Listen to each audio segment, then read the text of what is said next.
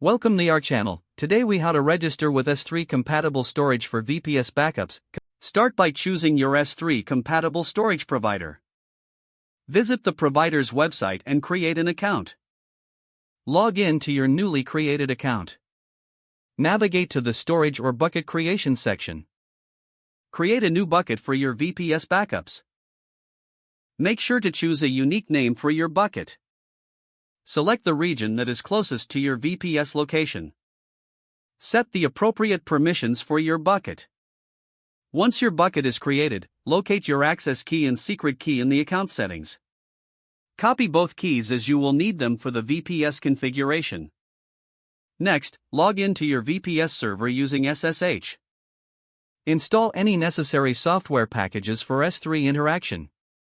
For example, you might need to install tools like S3-CMD or rclone. Configure the tool with your access and secret keys. Ensure you specify the correct endpoint for your S3 provider in the setup. Test the connection to your S3-compatible storage. Create a backup of your VPS files or directory. Use the command specific to your chosen tool to upload the backup to your bucket. Monitor the upload process to ensure everything uploads correctly. Check your S3 storage to verify that the backup has been successfully saved.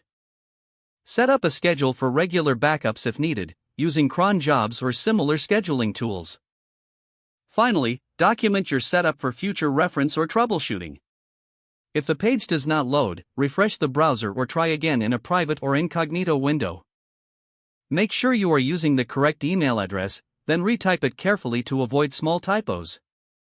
If your password is not accepted, use the reset option and create a new strong password you can remember. Check your spam folder for verification or security emails, then complete any requested confirmation steps. Enable two-factor authentication if available to improve account security and reduce unauthorized access risk.